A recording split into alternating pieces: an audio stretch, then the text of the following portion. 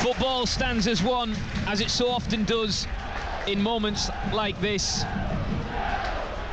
Nothing but the sound of the wind just rushing through the stadium. The two teams out onto the pitch in this FA Cup tie. Hartlepool United kicking from right to left in their familiar blue and white vertical striped shirts with the blue shorts, and the white socks with the red trim. As for the opposition in Chester, the National League outfit all in yellow from head to toe with the brown sleeves on the yellow shirts. The referee gets us underway. Hartlepool United without John Askey in the dugout. He is suspended after picking up 3 yellow cards, so he is watching from the director's box, just the row in front of Chairman Raj Singh. Ben Clark, our expert pool summariser this afternoon. The FA Cup is a special competition for players, especially at this level, with a chance of dreaming big and winning big as well, Ben. Yeah, definitely. I think all these lads will be, and the football club is trying to get that magical third round where the big boys come in and have a fantastic day for everybody in the town, and that's the ultimate home. But good test today for the lads to see where they're at. Against a Chester side who are 14th in the National League, played 11, won 4, drawn 2, lost 5. And manager Callum McIntyre, a character in his own right, a close personal friend of Tom Crawford as well. But McIntyre actually appointed the manager of the club when he was just 28 years old.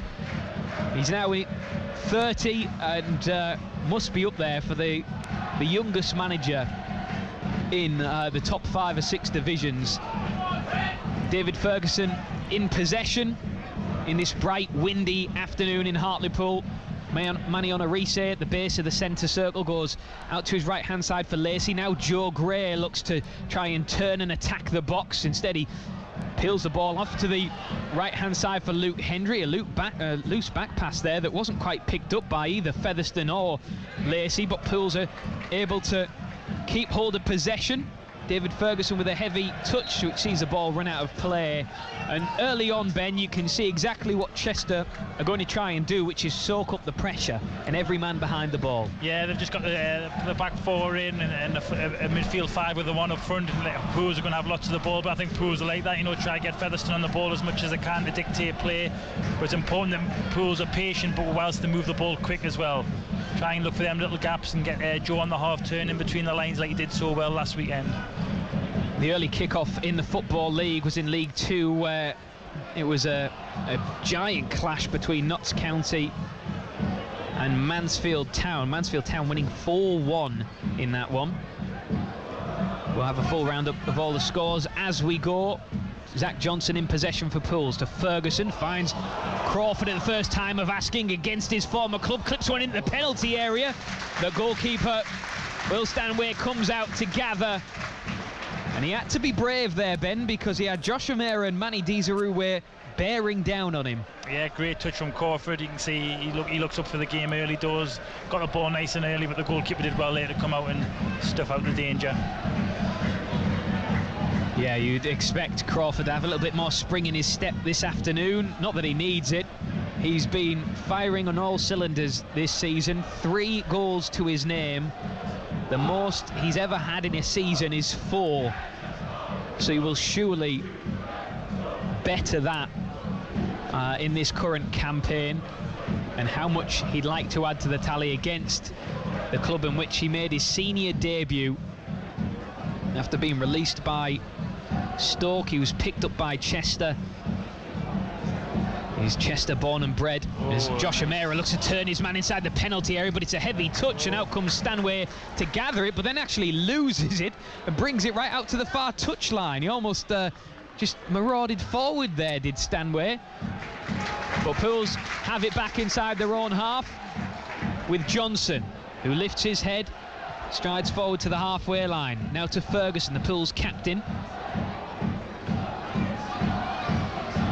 Onarise to Lacey. We'll be over to Ray Simpson very shortly in the National League North. The next time this ball goes out of play, Desarouwe almost gets on the end of a loose ball, and a weak clearance from Stanway, the goalkeeper. Pools applying the pressure and winning the ball in the Chester half.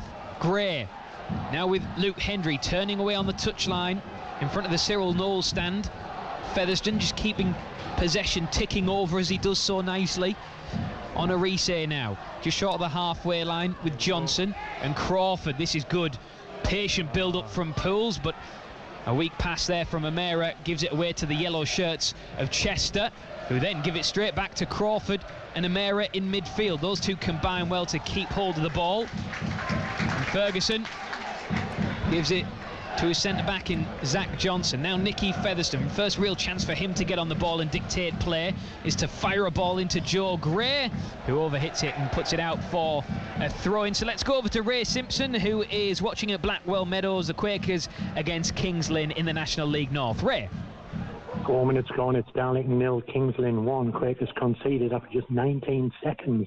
They actually kicked off, gave possession away, and the ball was played up the Kings Lynn left for Bartosz Cybulski to run into the penalty area, and he managed to squeeze the ball with his right foot into the bottom right-hand corner of the net past the helpless David Robson. 5 minutes gone now, it's Darlington 0, Kings Lynn 1. Oh, you can hear it, can't you, in Ray's voice? That is not the start that they would have wanted to this National League North afternoon for the Quakers, losing early on a goal against Kings Lynn here in the FA Cup. It's like a little keep ball session. It is. It's like a training session, isn't it? Is. So much of the ball. Just got to be patient with it. Keep moving it, but move it with a purpose. Move it quick. That's what Pools are trying to do, aren't they? But it does make it very difficult.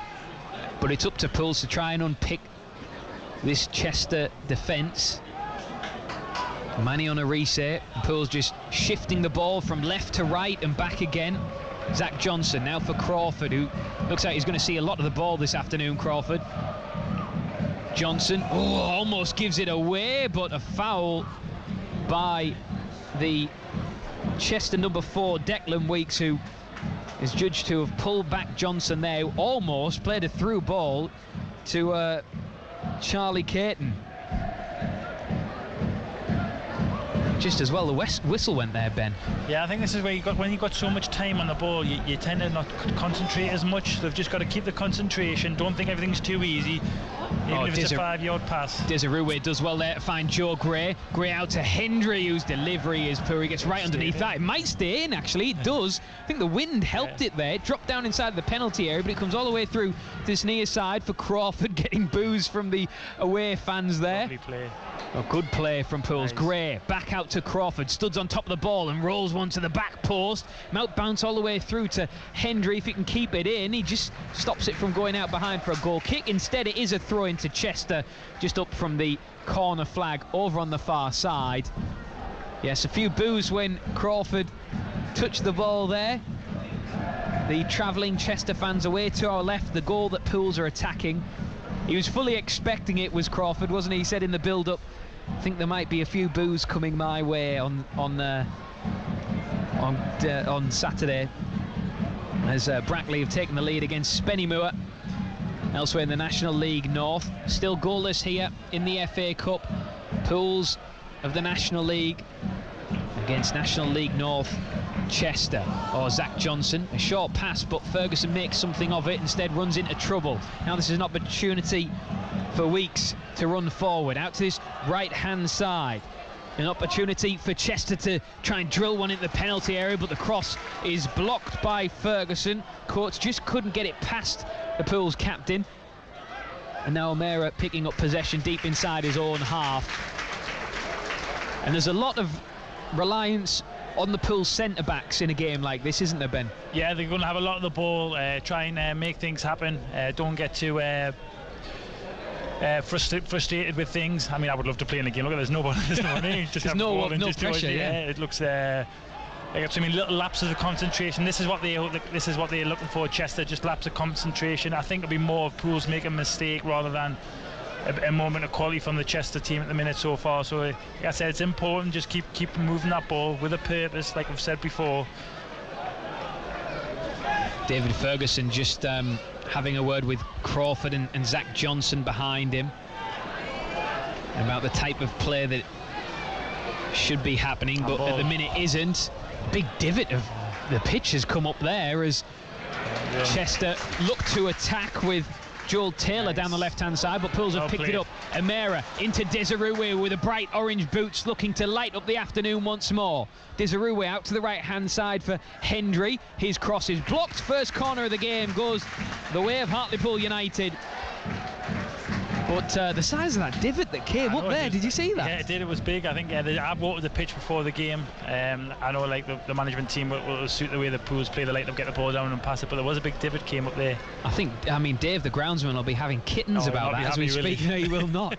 He's very precious about his turf. Dave, the groundsman, does a fantastic job. Yeah, pitch.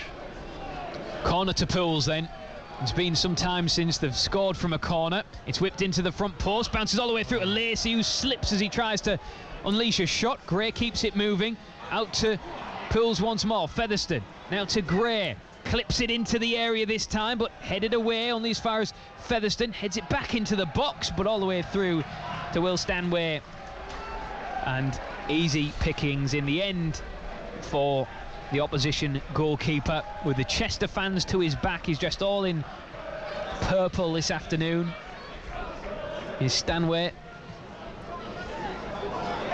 There's now Coates, one of two changes for Chester. Does well to keep hold of possession. Out to the left-hand side for Taylor. Back passer almost ignites the interest of Desirue. But Stanway, the opposition keeper, has it back and launches it long, but he's launched it straight to Hendry, the Pools right wing back. And Pools look to build again with Zach Johnson, the Sunderland loanee, joined on a month-long deal. You would think, Ben, from his showing so far, that Pools will look to extend that, because he's been impressive. Yeah, he's done well. I was really impressed with him last week. And I think it's great for him. You know, he's better off coming here playing against competitive football. He looks comfortable on the ball. I thought his defending last week was excellent. He was very front foot with his defence and very aggressive. And I think it'll suit both parties, definitely. I think it was Matty Nixon who interviewed him previously, and he said, I'm absolutely loving it, because everything you do in a game matters. Yeah. And every point matters. Joe Gray does well to find Desirue on the edge of the box, but that pass out to the right-hand side for Hendry is intercepted and stabbed out for a throw-in to Pools. But some of the build-up play already this afternoon has been brilliant from Pools, without really having that just final... Yeah, definitely. That final bit of clinical instinct. Definitely, Rob. I think watching the game, the more you have the ball, these Chester players will not be liking this. They don't like it. Footballers want the ball. They don't want to keep doing this. I know they've got a game plan, but Pools have just got to enjoy having the ball, make them work. You know, I think that's why Man City win so many games. They have the ball more than anybody else, so they'll be getting disheartened, the Chester fans. All that need somebody coming out the slot. Then hopefully the Pools players can pick the right pass. Ball over the top, looking for Ameru. Does well to trap it with his chest, but just couldn't keep hold of it. Now Caton looks to twist and turn and hold the ball up for Weeks, who turns away from Crawford. That's good from Chester as he look to stride forward and build an attack of their own. Up to the edge of the area, a shot that snuck in! And Chester of the National League North, through Elliot Whitehouse, his third of the season, joined in the summer from Scunthorpe, and has just snuck one in to the right-hand post of Pete Jameson. It was the only gap there was, but Whitehouse found a way through. It was a quick counter, it was a clinical counter, and with 13 minutes on the clock, Chester have the lead. It's exactly what Chester wanted. It's the first bit of quality they've shown in the game. They've sat in, they've made it difficult for Hartlepool, and they broke beyond the counter, and it's a great finish from the lad. He's just passed it into the bottom hand corner. Got to give them credit there. They've showed that little bit of quality that they haven't showed already, and you know, Pools have got to be really patient now, because this just gives them, Chester, even more things to... They've got a goal lead now. They can hang on, they can go a bit deeper, but Pools have plenty of time. Just keep playing the way they were playing and try and get some more efforts at goal. Well, I'm just looking down on the Pools bench, and there looks to be a lot of activity down there. I don't know if that's just subs getting ready to warm up, or if Pools are getting ready to make sure. Surely not. It maybe just looks like the subs getting their bibs on to go and warm up. But, I mean, that has stunned the home crowd, and the Chester fans, who have travelled in their numbers They are the ones you can hear in the background serenading their players in yellow. Great position, go on. Johnson finds Crawford, running at the Chester defence. Could this just ignite Pools into life a little bit in the final third? Crawford switches it to Lacey, very high up the pitch for a centre-back, finds Amera just being out-muscled, but manages to keep hold of it. Lacey once more, now to Nicky Featherstone, back to her on Arise. Now Johnson on the halfway line, into Crawford's feet once more. Now Ferguson wide on the left-hand side. Pools passing the ball very comfortably, not a lot of pressure with the man in possession, but it is just 2 banks of 4 that Pools are struggling to break down at the minute. And as you quite rightly said, Ben Clark, this works to Chester's game plan all afternoon, doesn't it? Yeah, it does. I think that just shows the beauty of football. There's no right way to play the game. You know, every coach, every manager has different methods, different philosophies, different processes they want to do, and this is a dream start for Chester. Pools now with Desiree to Featherstone, turns and brings in Hendry on the wide right-hand side. He's got Lacey on the overlap. Featherstone receives it infield, straight into O'Meara, clipped out to the right once more, but it's all a little bit disjointed at the top end of the pitch. Yeah, it's just coming back, isn't it? Pools are getting to the final third quite easy. The breaking lines are getting into there, then this final third, that's where the 2 front lads have got to try and make that ball stick, and this is where they need a little bit of magic. Can they get the creative players in and around the ball and around the box on the ball? The Chester fans in fine voice this season. It's been a mixed start to their National League North campaign. Won 4 their opening 11 games, sitting 14th in the table. Won 3-2 at Peterborough Sports in their last game last weekend, coming from 2-0 down to take 3 points, and that is the type of performance that will give you a bit of confidence coming into a game like this, as Luke Hendry lays it off out to the right hand side. Henry gets it back, delivers it into the box for Amera, who gets his head on it but isn't able to really get the connection that he wanted, and it's dramatically saved by Will Stanway, who smothers the ball as if it was his most prized possession, and he gets a good old cheer from the travelling fans as well. They are enjoying their afternoon in the northeast already, the Chester fans, Ben. Yeah, they are. I mean, it's a perfect start for them. I think it was important that you mentioned the centre-halves there, Rob. They're going to have so much joy. Lacey's been going out on the right wing. I think it's important that he does that, because they can bravely leave the 2 at the back to deal with 1. And they can step in even with it, instead of passing, they can drive out a bit better. I think that'll break a line that way. Well, the pass into Elliot Whitehouse was from the captain, George Glendon. And it was such a sweeping counter, wasn't it? It just seemed to catch Pools on their heels completely. Yeah, it just came out of nowhere, didn't it? They were just like they were sighing, and then they must have a game plan. Once they go, they all go. But then it speaks to what you were talking about previously, is Chester run the ball out of play for a Pools throw-in inside their own half, and the fact that Pools almost were lulled into a false sense of security. Yeah, I think that's where you've got to be so switched on. When you're having so much of the ball, the lads will think, oh, it's going to come, but you've just got to be so switched on all the time. Like I say, a little aspect there, he's stepping up with the ball, which is better than a great pass through. On Arise into Josh O'Meara, tumbles to the floor, nothing given from the referee, and now a chance once more for Chester to counter, but David Ferguson back, mopping up the danger, and Zach Johnson goes back to his goalkeeper in Pete Jameson. That was a risky clearance from Jameson to Featherstone, who pings a ball, spins up off the turf out to the right hand side. We'll be over to Ray Simpson very shortly for another update in the National League North between Darlington and Kings Lynn. But before then, Crawford turning away from his marker in midfield, finds Hendry, shout the crowd, and he does, but it's saved down to his left hand side by Stanway. Let's go over to Ray Simpson watching the Quakers against Kings Lynn at the Blackwell Meadows. And Quakers are back in this. It's Darlington 1, Kings Lynn 1. After Kings Lynn scored early on there, Quakers have created a couple of opportunities, but it's Kings Lynn again. But a good block by Robson from Ben Stevens as he was going through. But back to that Darlington goal, they had a couple of opportunities. Tom Platt headed over, so did Toby Lees. But on 16 minutes, Ben Headley crossed from the left-hand side. Jacob Hazel to glance past the keeper, his second goal of the season. 18 minutes gone, Darlington 1, Kings Lynn 1. There's your update from the National League North between the Quakers and Kings Lynn at Blackwell Meadows. Ray Simpson there with that, keeping us across all the action this afternoon. Step in, step. As Zach Johnson does exactly as Ben Clark instructs and steps across the halfway line. Featherstone out to the right now for Lacey. Lifts his head, thought about delivering it early, but instead goes back to Featherstone, and Pools move it out to this left-hand side with Johnson. Now Crawford. It's very congested around the D, as Ferguson asking a lot there of Crawford or O'Meara, but the clearance from Chester is picked up by Zach Johnson, and he's just run into a bit of a dead end, giving it away to Caton. Now Taylor, and he's got Whitehouse who's striding forward. Nicky Featherstone just making sure as a ball drops out for a Pools goal kick. So 20 minutes gone.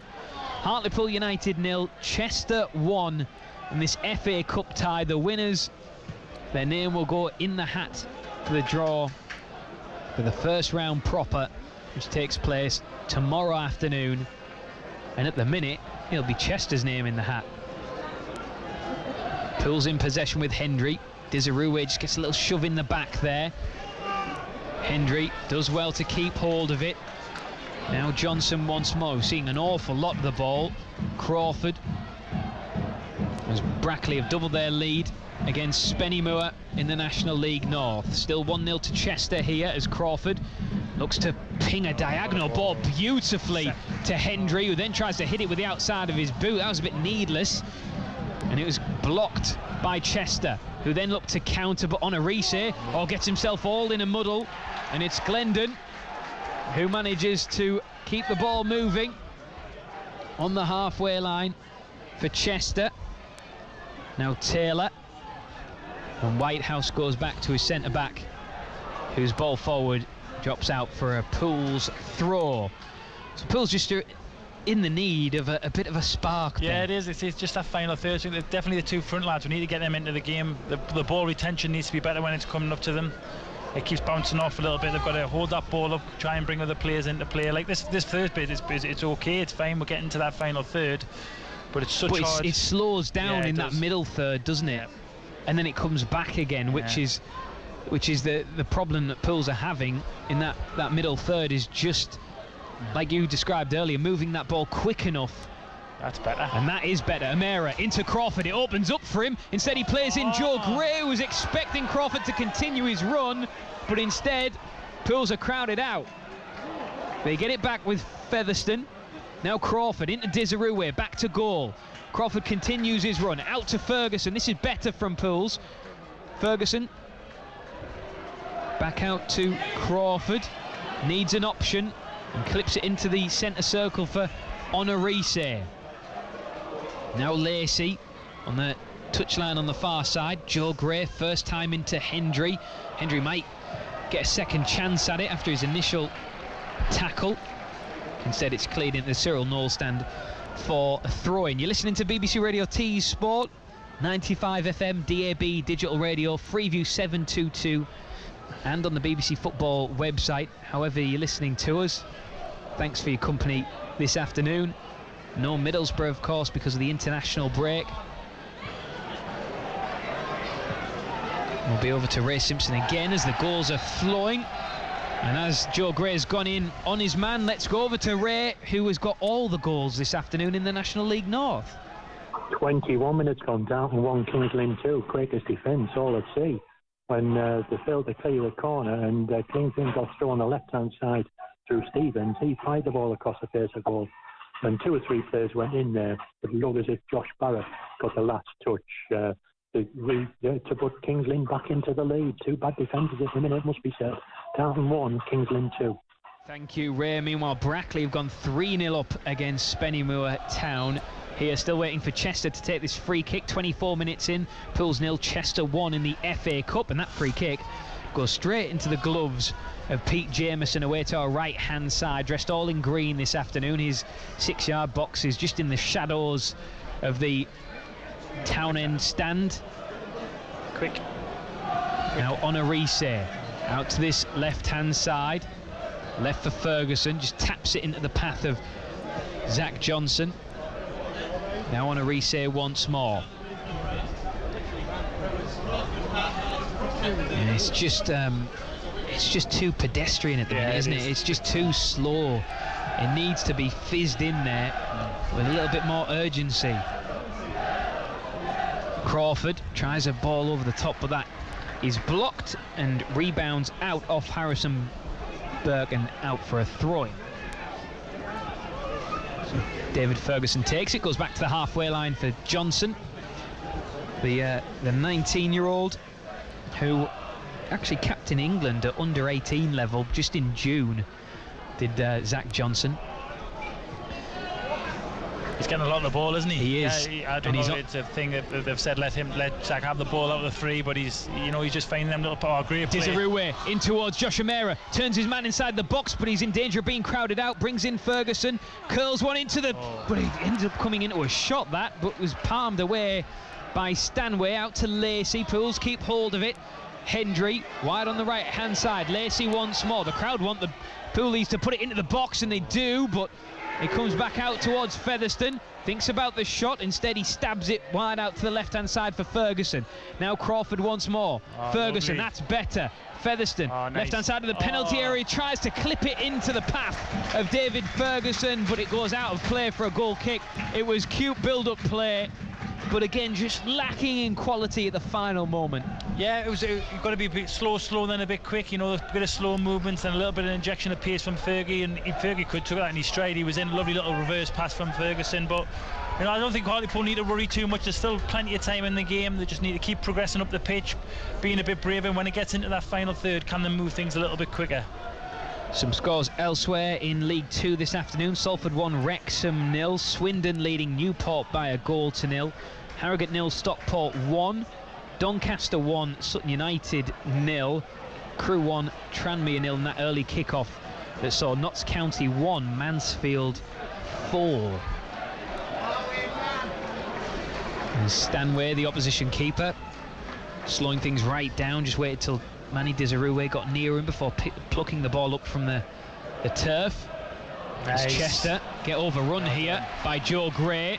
Now O'Meara, but Gray is almost in his way there as he's pulling himself back up to his feet, having been thrust down onto the turf. Hendry. It's all happening wide on the right-hand side, but the pass from Lacey is intercepted by the yellow shirts of Chester. Pools get it back. They just kind of get out, but they've got that goal, isn't it? They're quite happy just to sit in and say, can you break us down? Are you good enough to break us down? Well, Johnson once more finds Crawford. Now to Ferguson, wide on the left, skips infield. Johnson again sprays the ball, this time out to Lacey on the right-hand side, who is effectively almost a right winger at this point. He's meant to be 1/3 of a back three. Hendry. He's got Joe Gray just in front of him, or Featherstone to his left. He picks Featherstone. Now Joe Gray just tries to quicken the pace a little bit. O'Meara into Crawford. A slip has opened things up for him a little bit here. Crawford goes for the glory shot, which takes a deflection and wins Pools a corner. Their second of the game with 28 minutes on the clock. Pools trailing by a goal to 0 in this FA Cup tie, but an opportunity from the corner. It's going to be Nicky Featherstone to deliver. Two hands in the air. Right-footed. In swinger. To the back post. There's a Desirue leapt. He was absolutely free. He got a connection to it, but it glanced off his forehead and went out closer to the corner flag.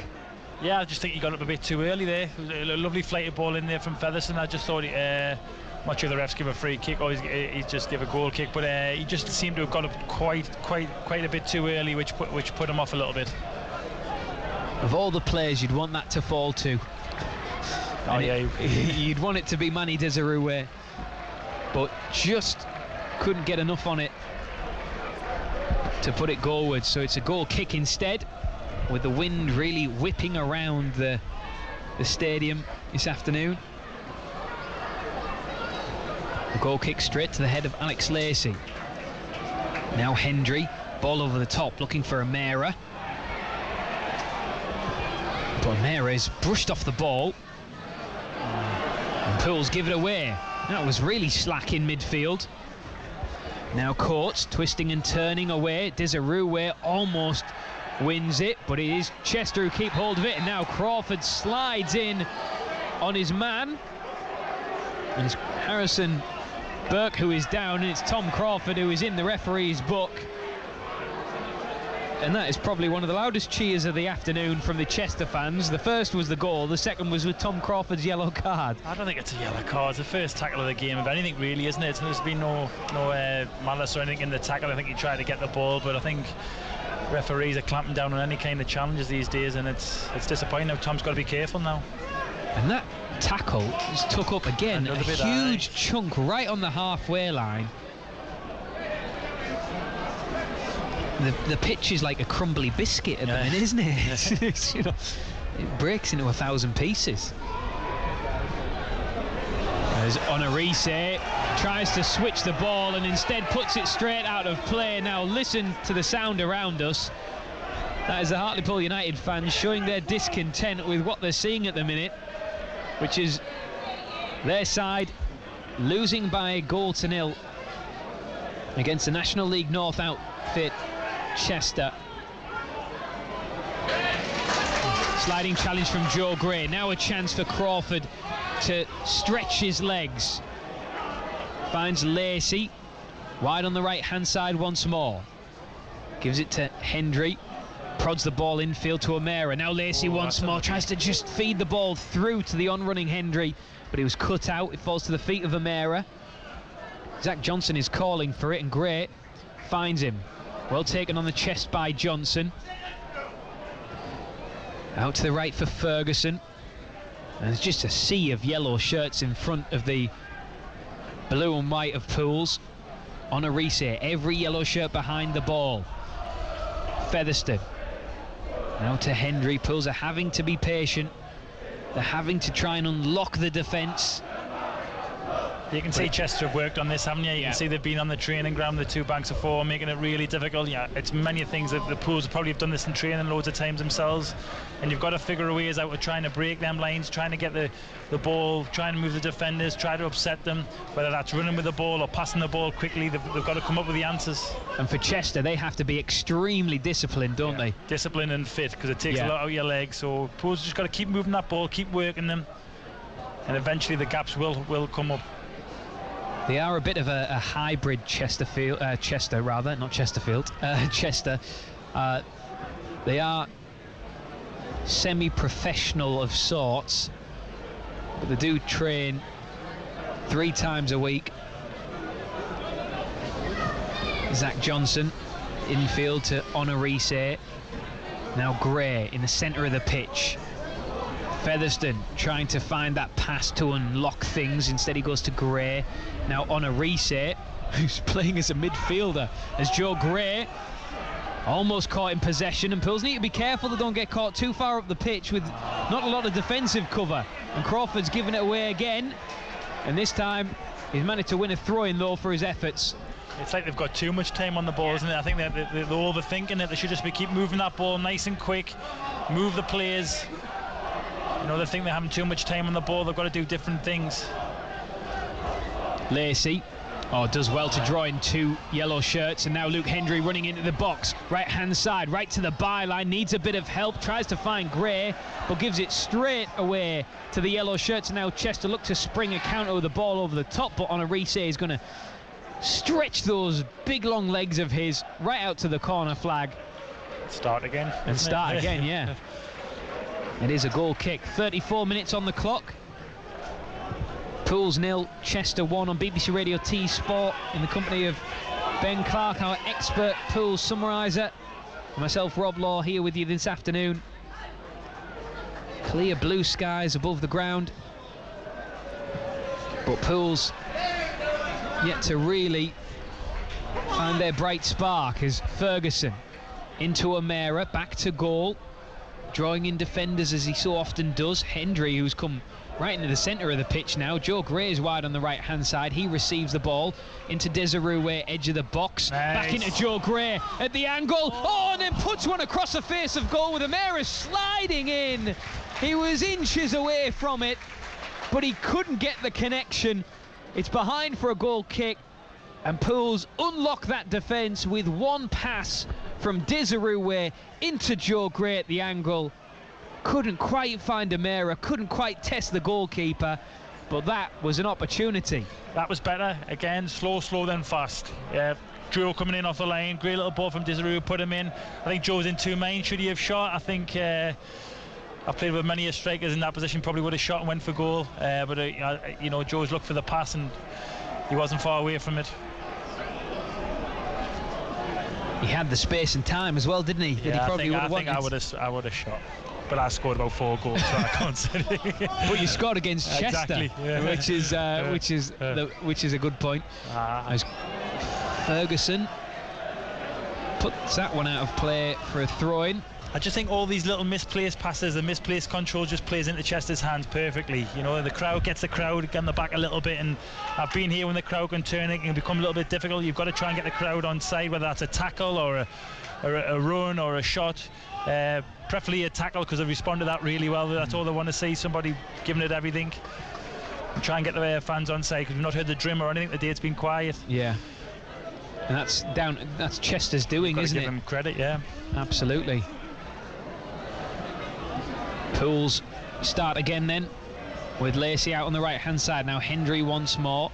You can see Callum McIntyre stood out in his technical area, pacing around, suited and booted. Looks very smart indeed, does McIntyre. I was going to say that before. He does look good. he's clearly picked out his FA Cup attire, hasn't he? He's knows the highlights will be on somewhere. Looking very smart indeed, and his team are looking smart as well. They're leading by a goal to nil against Pools. Meanwhile, Mark Goodlad is perched on the edge of the Pools technical area. Anthony Sweeney sat in the dugout, and of course John Askey, the Pools boss, watching on from the stand this afternoon due to being suspended after picking up 3 yellow cards. I think John will not be happy with the tempo. I think they've got to up the tempo a little bit. Oh, and Zach Johnson gives it straight away to Chester in midfield, who look to try and counter, but Ferguson does well to track back and once again sweep up the danger. He's had to do that a few times already, David Ferguson, the captain. Hendry, who's seen a lot of the ball wide on that right hand side. Johnson once more pulls the ball across the halfway line and goes back into the centre circle for Onarise. Now Lacey. Desiree back to goal on the edge of the area, receives it, but it's a heavy touch. And it's bounced clear. Comes back to Featherstone in the middle of the park. Johnson once more. It's all very tidy in possession, but it's just failing to really get at Chester or move them around as much as they want to. That's a bit better. Ball in from Lacey, back to goal. Amira fighting for it, holding his man off, brings in Hendry right hand side, curls one into the box, headed away. Featherstone is there, can't get on the end of it. Zach Johnson tries to put his head in where it hurts. The referee getting right in the middle of the way there. But it's Chester who have possession, or they've given it straight away to Nicky Featherstone on the halfway line. Now Desiree, Amira calling for it. Desiree slips, but he still finds a way through to Hendry on the right. Back to Desiree, outside the area. Now Lacey, but it's nobody taking real charge of the situation. It's almost like Pools are reluctant to put the ball in the box, Ben. Yeah, it's strange when you've got the 2 lads up front who are a handful, you know, get quality in the box, and I'm sure they'll cause a lot of problems. It's almost like Pools are just doubting themselves at the minute. Yeah, it is. Crawford. There's an ocean of space in the middle of the field for Crawford to run into every time, but it's whenever he gets there, he's just closed down by yellow shirts. Desiree back to goal, turns away from his marker. That's better, finds Crawford centre of the pitch. Now out to the left for Ferguson. Can he deliver? Curled in the back post, all the way through, and goes out for a goal kick. But that was a tasty delivery from Ferguson, and surprised that Amira and Desiree weren't in the 6-yard box to get there, as Amira turns and applauds the delivery from his captain. Yeah, I think what was good there was 3 crisp pass, Rob. They took the bobble out the pass, they passed it with a purpose. 3 crisp pass, got to Fergie out on the left hand side, and it's a great ball in.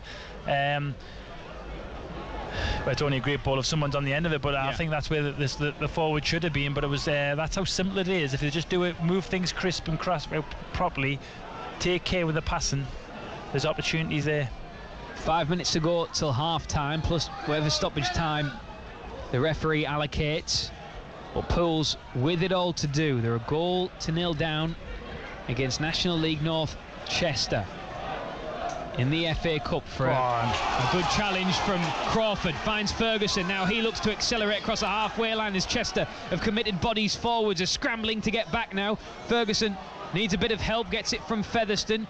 Chester just about got everyone back in position now. Lacey to Hendry, back to Lacey again. Now Featherstone.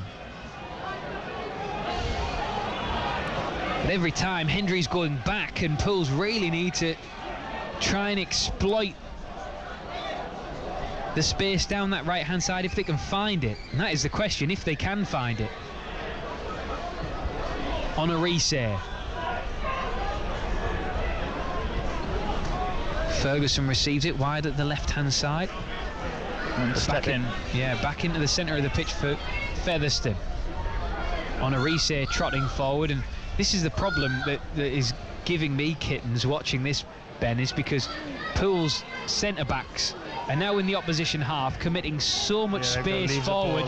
One loose pass, and then Chester are in, and that's exactly what's happened. The ball over the top, but Caton then puts the accelerators on and clatters into Honorise and Pete Jameson.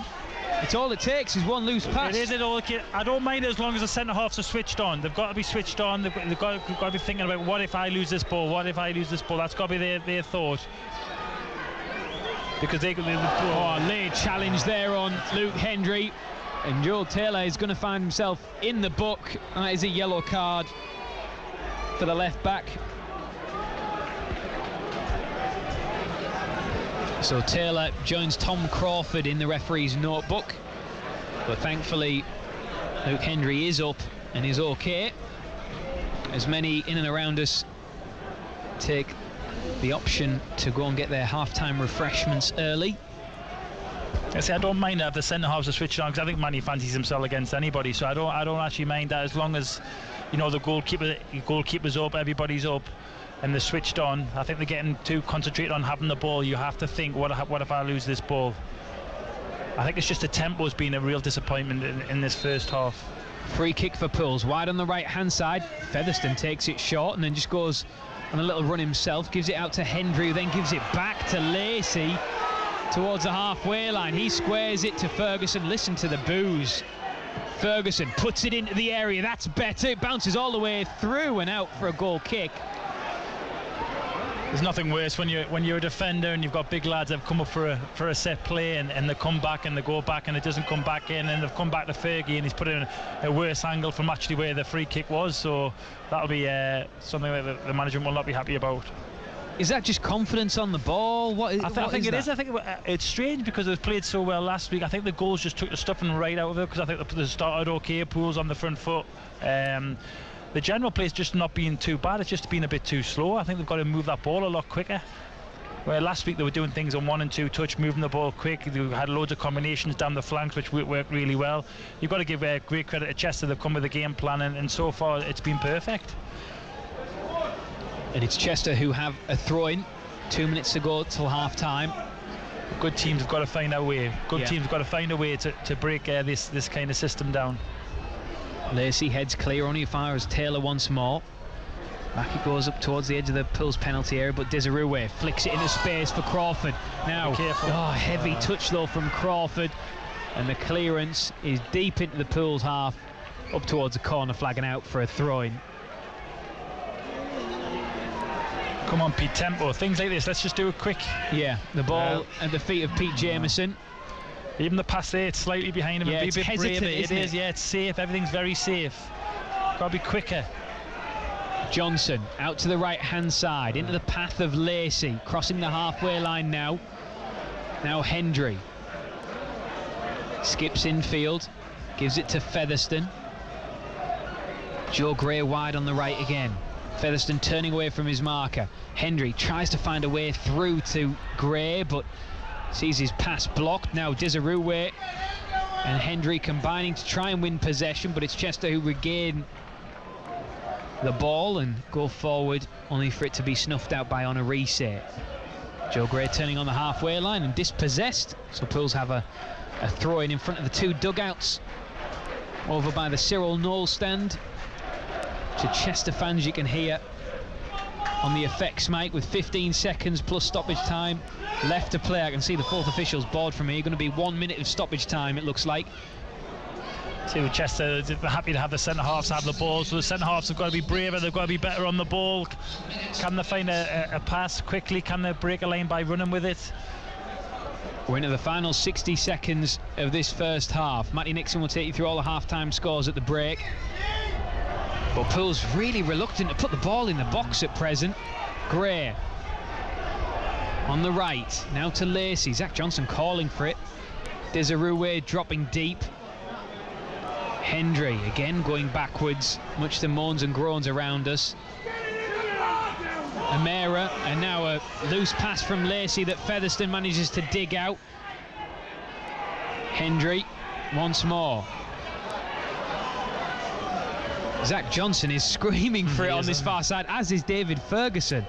But Pools are just keeping possession over on that far side. Now it comes across to Johnson, and Ferguson has it. He's going to try and do this by himself here. Finds Desirue, continues his run, but Desirue's pass is too heavy.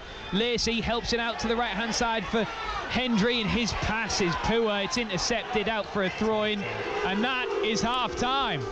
Well, listen to the boos around the ground. Listen to the shouts of discontent.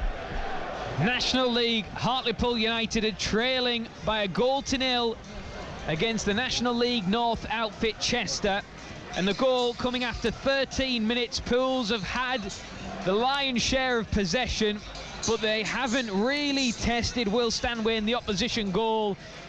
Chester have been resolute in their defending. They've stuck to their task, and they caught Pools on 13 minutes with a counter sweeping from one end to the other.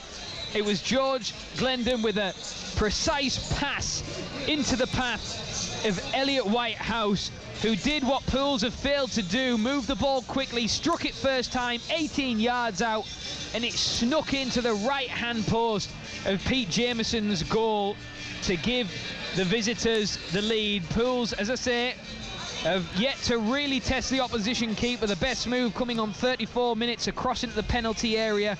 Combination by Desirue and Joe Gray. Joe Gray getting inside the box at the angle, past when he probably should have shot, tried to lay it into the path of the on-rushing Josh Amera, who couldn't get a touch to guide the ball goalwards. Instead it went out and behind for a goal kick. A frustrating first half for Pools. Work to do in the second half if they are to enter the draw for the first round proper of the FA Cup, Matty.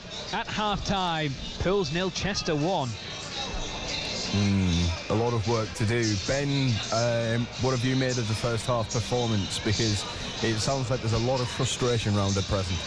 Yeah, it is. It's just been a little bit safe. Everything's been a little bit safe, a little bit slow. I've got to give credit to Chester. They came and made it really difficult, but I think Hartlepool have got to try and move the ball a lot quicker. They've got to try and be inventive in around the box. There's times when the ball should have went in the box, it's come back. I'm all for keeping possession, because that's the way I like to play football. I think that's the right way to play, but there's nothing wrong when you've got two lads who can cause problems in the box, get the ball in the box sometimes. Give Chester something else to think about, because I think it's been quite easy for Chester. They've had the two banks of four, they've moved across the pitch, the gaps between them have been good, because they know that the Pools have been reluctant to put the ball in the box. But I still think there's plenty of time to go. You know, Chester will tire, but Pools have to also got to be careful on the counter time. As Rob mentioned on commentary, that the centre halves are really high, and they don't want to get too concerned about what they're doing with the ball. They've always got to think what happens if we lose it. But I just think, you know, John and the management will give them about the tempo. It's got to be a lot quicker, and you know, the subs are out here now, and there could be some changes. I think he'll give them another 10-15 minutes, and if there's not any changes, I think there will be some not long after that. Well, Ben, Rob, thank you very much. Back for second half commentary very shortly indeed. Not going the way Hartlepool United want. They trail Chester of the National League North at half-time by a 1-0 in the FA Cup fourth qualifying round. It is going, though, the way of Whitby Town. They could potentially be the giant slayer, if you like, this afternoon. They're away at National League Southside Chelmsford, and they lead by a 0-0 as they just approach half-time there at the Melbourne Stadium. It was Jacob Grattan that gave Whitby Town the lead there, so Whitby on course to make the first round proper of the FA Cup. We'll keep you in touch with that throughout the afternoon, and we'll bring you the half-time scores and a report from Darlington in the fullness of time during this half-time break. I'll have all the rest of the scores from this afternoon's FA Cup action and indeed in League 1 and 2 after this. BBC Sports Personality of the Year, Unsung Hero. Making it to the top of your game is the dream for so many people. It's the pinnacle. But to get there, you have to start somewhere a little closer to home. There are community clubs and groups giving people all across the country the opportunity to get involved in sport. These places are led by amazing volunteers who deserve a huge thank you for everything they do. We want you to let us know about these fantastic people. Nominate your Unsung Hero now for a special Sports Personality of the Year award at bbc.co.uk/unsung hero. Proud to follow Hartlepool United. BBC Radio T's Sport. Yes, and Hartlepool United back in FA Cup action this afternoon. Fourth qualifying round against Chester, who are a division below them. But it's not going the way of the league position as things stand. Caton looks to twist and turn and hold the ball up for Weeks, who turns away from Crawford. That's good from Chester as he look to stride forward and build an attack of their own. Up to edge of the area, a shot that snuck in, and Chester of the National League North through Elliot Whitehouse, his third of the season, joined in the summer from Scunthorpe and has just snuck one in to the right-hand post of Pete Jameson. It was the only gap there was, but Whitehouse found a way through. It was a quick counter, it was a clinical counter, and with 13 minutes on the clock, Chester have the lead. Yep, and that's how it stayed for the remainder of the first half. So Pools trail Chester by a 0-0. Elsewhere in the FA Cup fourth qualifying round, there was already a shock a little earlier as Bracknell, who are a good few tiers below Dagenham and Redbridge, won by a 0-0. Elsewhere at the break, it's AFC Fylde 1, Leek 0, AFC Totton 0, Ramsgate 0, Aldershot 2, Lewes 0, Alfreton 1, Macclesfield 1, Altrincham 0, Oldham 0, Aveley 1, Barnet 2, Billericay 1, Shippey United 1. Latest score from Meadow Park, it's Bournemouth 0, Welling United 0, Braintree 0, Cheshire 0, Bromley 3, Wealdstone 0, Chelmsford 0, Whitby 1, as we've been mentioning. Whitby with the lead at the breakdown in Essex. Elsewhere, it's Chesterfield 1, Kettering 0, Crave Valley 2, Enfield Town 2, Curzon Ashton 0, Tamworth 0, Eastleigh 0, Dover 0, Ebbsfleet 0, Slough 1, Halifax 0, Marine 1, Hemel Hempstead 0, Woking 0, Hereford 0, Rochdale 0, Horsham 2, Dorking 0, Kidderminster 0, Ashton United 0, Scarborough 1, Oxford City 0, Solihull Mirrors 1, Biggleswade Town 1, Stourbridge 0, Gateshead 0, Torquay 0, Maidstone 1, Western Supermare 0, Maidenhead 2. There's been interruption at Worksop, but it's Worksop 1, Boston United 1 as things stand. Elsewhere, half times: Worthing 0, Bath 0, Yeovil 1, Southend 0, and York City 0, Needham Market 0. Into League 1 then, a few kickoffs today. Half time at Bloomfield Road, it's Blackpool 1, Stevenage 0. Elsewhere, Cambridge 0, Shrewsbury 0, Carlisle 0, Leyton Orient 1, Lincoln City 0, Burton Albion 0, In League 2, an earlier score from today finished Notts County 1, Mansfield 4. Elsewhere, it's AFC Wimbledon 0, Bradford City 0, Crewe 1, Tranmere 0, Doncaster 1, Sutton 0, Forest Green 1, Colchester 0, Grimsby 0, Accrington 0, Harrogate Town 0, Stockport County 1, MK Dons 2, Barrow 0, Swindon 1, Newport County 0, Walsall 2, Gillingham 0, and finally Wrexham 1, Salford City 2. BBC Radio T's Sports. Yes, as things stand in National League North, it is Brackley Town 3, Spennymoor Town 0 at the break, and Darlington trail Kings Lynn by 2 goals to 1. We'll hopefully get a report from Ray Simpson before half-time is up at Hartlepool, so hopefully a report on that as and when we get chance. But yeah, let's focus our attention for the moment on last night's action now, and in international football. I should tell you, actually, there's a Borough player in action today in internationals, and it's currently Northern Ireland 3, San Marino 0 in added time at the end of that one at Windsor Park. Paddy McNair playing for Northern Ireland in that one. Northern Ireland beating San Marino 3-0.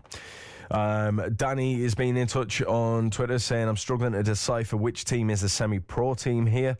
He also says, Pools will win for me, unsure of the percentage as the system, the TV never shows that. Unfortunately, possession doesn't win games, hence why they're 1-0 up, mate. Need to press and counter like they are. It's basic stuff, really, and we should be in for a better second half. Those are the views of Danny on Twitter. But yeah, let's switch our attention and focus to last night's action for England, shall we? Because manager Gareth Southgate has admitted that his side were not at their best in last night's friendly win over Australia. England were 1-0 winners at Wembley thanks to a second-half goal from Aston Villa striker Ollie Watkins. Well, speaking after the game, Southgate addressed the boos and jeers from certain fans when captain Jordan Henderson was taken off. I really don't understand it. He's a player who, I think, 79 caps now for England. His commitment and what he's delivered for England is exceptional. His role within the group on and off the pitch is phenomenally important. He's the one that, you know, has taken the likes of Jude Bellingham under his wing as soon as he came in the squad, provides a brilliant role model for all of the group. In his professionalism, in his approach to every part of his work. So, some people decided to boo. I really don't understand what that is for. We've got players in England shirts. Yeah, come on. We play Italy here Tuesday. Let's get behind this team. I know we weren't at our best tonight, but that was due to a lot of changes that we made, and we gave the players that we put out there a really difficult task, because to be cohesive with so many changes is tough. But I would just say this is a team that are delivering a lot, and they all deserve everybody's support. I know what's created it, and I know why it's happened, but it defies logic to me that you would give a player who's playing and putting his heart and soul into playing for England, why boo him? How's that going to help him or help the team? I was really pleased that the moment of silence was respected. It's a bit of an indictment on society that we're all standing holding our breath on any of those things whenever we're at football grounds around the country. So make of that what we will. No, I wasn't aware that there'd been criticism from the Israeli FA. That was the England boss, Gareth Southgate, there, speaking after his side's 1-0 friendly win over Australia last night. Well, as I mentioned, Aston Villa striker Ollie Watkins was the man that got the only goal. His second half finish helped England to a 1-0 win. And, of course, they're back in action against Italy in Euro 2024 qualifying on Tuesday. Well, the Devon-born striker caught up with Alex Howell after the game. Ollie, back in the side tonight. Was that the dream scenario to get the winning goal? Yeah, definitely. I envisioned it all today. I was itching to get on the pitch tonight, so yeah, I'm delighted I got my goal and it helped the team to win. How's it been for you, having been in the England squad previously, had the break and come back? Does the mindset change as you come back into the squad? Yeah, I think my mindset's changed since the boss has come in, Unai Emery at Villa. You know, he's filled me with a lot of confidence. I've definitely improved in these last 18 months since I was last in the England camp, and I think it shows in my form and my performance here tonight. So yeah, I'm really happy and I'm delighted to be back in the squad and putting on an England shirt. Do you feel as though you've given Gareth something to think about tonight as an option for Harry? I think, you know, I've got a completely different playing style to Harry. He can drop deep and play some unbelievable long passes.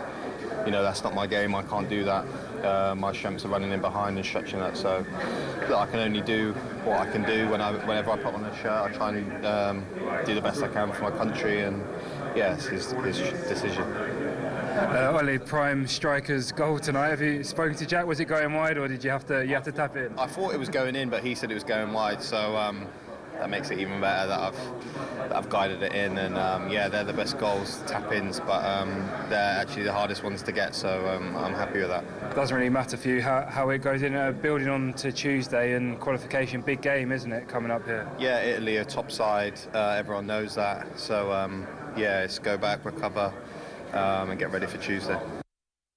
Ollie Watkins there speaking to Alex Howell after England's 1-0 win over Australia last night, where he scored the only goal. Well, let's get the half-time report then from Darlington. They're up against Kings Lynn in National League North. Ray Simpson's watching at Blackwell Meadows. Half-time here at Blackwell Meadows. It's Darlington 1, Kings Lynn 2, when Quakers defending has let them down in this first half. They went a goal down after just 19 seconds. Darlington actually kicked off. Kings Lynn then won possession, got the ball up the left for Josh Barrett to run onto and place into the bottom right-hand corner of the net. Quakers had a couple of opportunities to respond. Will Hatfield fired just over the top, and new signing Johnny Nagandu curled a shot into the hands of Kings Lynn keeper Paul Jones. 15 minutes, there was another opportunity. Cameron Salkell playing on the right, cross of the far post for Toby Lees to have a header saved. But Quakers got back into the game 16 minutes when the ball was crossed from left by Ben Headley for Jacob Hazel to glance past the keeper for his second goal of the season. But Lynn regained the lead after 21 minutes when Barrett got through on the left-hand side in space in the area, and he fired the ball into the 6-yard box, where the ball ended up in the back of the net through a crowd of players. Barrett nearly got his hat-trick from 30 yards with a free kick that curled just past the post. Then Stevens hit a first-time shot that David Robson just managed to touch over the bar. Quakers tried to hit back. They had a free kick from 30 yards out for a foul on Hatfield. And when the ball came out to Salkeld, he volleyed over the top.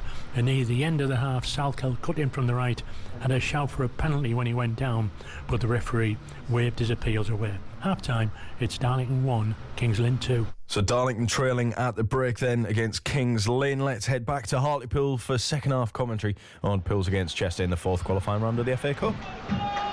Thank you, Matty. Timing perfect. Both teams out on the pitch, and John Mulligan blows his whistle to get this second half underway. A change for Pools that sees Zach Johnson go off and Terrell Adjumang come on, the Middlesbrough loanee who arrived yesterday, been training with the team this week.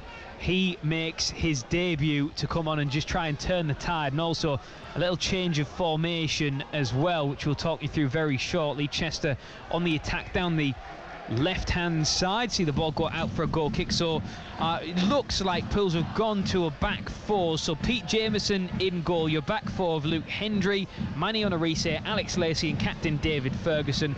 The midfield of Nicky Featherstone, Tom Crawford and Joe Gray, with Terrell Adjumang in there also. Amera and Desiruwe up front. The first action is for Joe Gray to go down the left-hand side, the far side as we're watching. Pools kicking from left to right, but Joe Gray just out-muscled, and it's Glendon who picks up possession for Chester. Goes out of play for a throw into them. Ben Clark, our expert pool summariser. The change of system and introduction of the pool's new boy Terrell Adjumang, a chance to really see what he's about in this game. I suspect he'll get plenty of time on the ball in which to show his quality, but pools need a spark, they need a breakthrough. Yeah, I think that's what the manager's done. He's brought Terrell to try and lift the crowd, lift the players. Obviously it changes the system. Try and get on the front foot, try and get Chester move back towards their own goal like they did in the majority of the half. We just want some more efforts, a bit more urgency from the pools lads, and hopefully Terrell can bring that. And Adjumang coming through the academy at Manchester City. So with that comes the technical ability that you expect. Got a good mentality as well. Good professionals. Crawford does well down the left-hand side, gets a little shove and wins a free kick as well, does Crawford, against his former employers.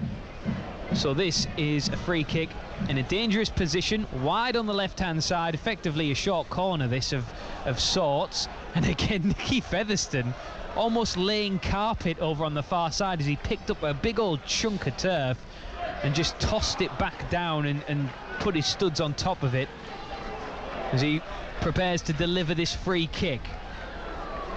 2 minutes in to this second half. Pools trailing by a goal to nil. Free kick from Featherstone, floated in, but the referee wasn't ready, wasn't happy, and is asking for it to be retaken.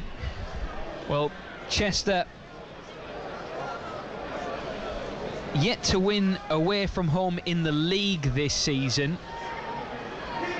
Won once away from home in all competitions, and it was in this very competition last month, a 3-1 win at Tadcaster Albion. And the leading here against Pools.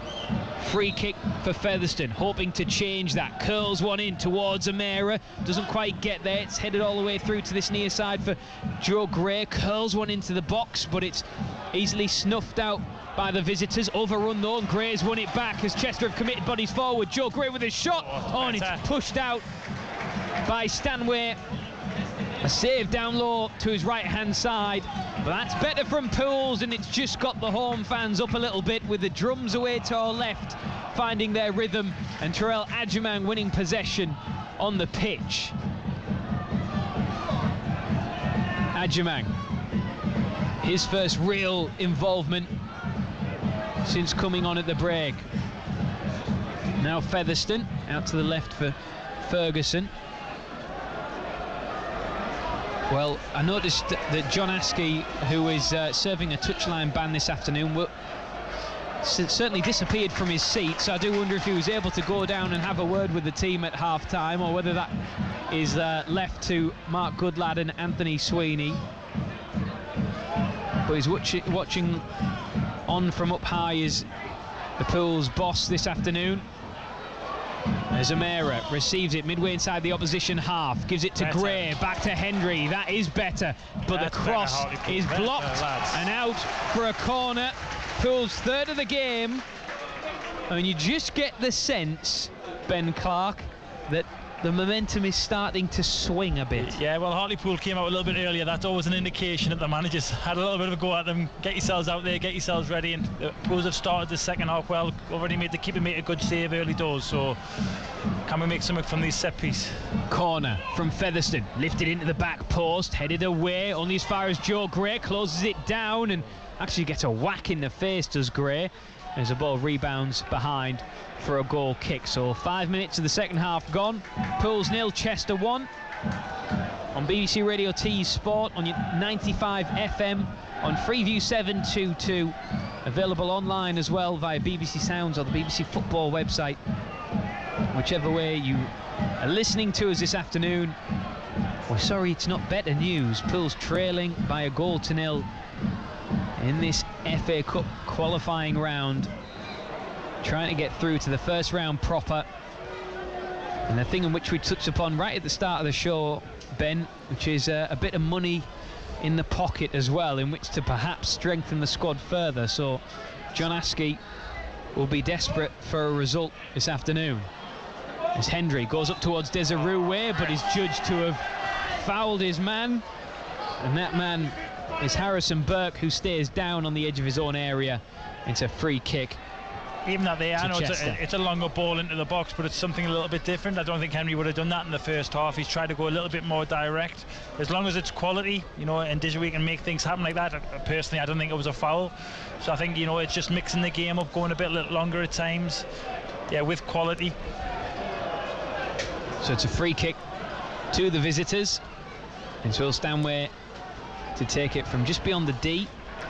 He spins this one into the afternoon sky, which is just drawing a little bit darker. Crawford looking to go the long way around his marker, and does, but is then teamed up on, and his Jutsu fouled his man, and the free kick has gone against Pools. Little things like this, breaking the play up just adds to Chester. It's ideal for them. Good from they're going to get the ball, trying to get it back on players. It's important that Pools try and keep this tempo high. I think the ball just must have went out of play. I think he ran it out of play, Crawford. A throw-in it is to Chester inside their own half. Ferguson able to get underneath it, finds Dishery. Just surrounded by yellow shirts is the Hartlepool number 20. Gray does well to fight for it. Featherstone turns into danger and gives it away. Now Glendon out to the right hand side. Pools just scampering to try and get players back. Whitehouse now to Taylor, back to Whitehouse, edge of the area, but he's crowded out by Hendry, who just closes the door, but he might open up for Weeks, who then turns away and is dispossessed. Gray tries a through ball to Amera, who finds him. Amera striding forward down the right hand side. Dishery breaking away inside the area. Gets a touch on it, but he was adjusting his run in which to do so, and it rolls all the way through to the far side. Pools have it back with Ferguson. Dishery calling for it inside the box. Crawford back to Featherstone. Adjumang is in some space, about 30 yards out. Instead they go to Ferguson. Now Crawford once more. Now to Adjumang. First time touching towards Dishery. Almost opened up the Chester defence. And Adjumang calling for it as Luke Hendry combines with Amera. Hendry cuts it back inside the box, and it's stabbed behind for another corner, and Hartlepool United, Ben, are starting to turn the screw. Yeah, much better play, quicker tempo, Rob. That's what's been a big thing. It's been a lot quicker with the passing's been better. Henry's he's started this half much more better. He's more braver going past it, making forward runs. Really good start of this second half. A bright start, but he needs to count for something. Pools with a corner. Can they punish Chester from this set piece? They go short to Gray, down the byline, back to Featherstone. Offside. Gray once more, and he is offside. And that momentum quickly evaporates when things like that happen. Trying to overcomplicate it, perhaps? I think, Featherstone should have knew better. He's a very experienced player. You could see that up here. He was going to be offside. Again, just adds to for Chester this break up of play, slowing things down, goalkeeper taking his time. Chance of National League, you're having a laugh from the Chester supporters in attendance this afternoon, as Lacey booms his header into the opposition half, which is cleared for a Pools throw. Amera leaves it for Hendry. Adjumang showing for it, straight back to Hendry. Already the touches from Adjumang. You can just see the quality, can't you? First time passes with quality, finding their target. Crawford on the left, trying to drift in towards the byline, delivers a cross that is wayward and out for a goal kick. Well, 55 minutes on the clock. Pools 0, Chester 1 on BBC Radio T Sport. As Stanway is just settling the ball down on the spot and trying to stretch out a few seconds on the clock. Well, just as a reminder, everyone, if this ends in a draw, then Pools will be going to Chester on Tuesday night. A very quick turnaround.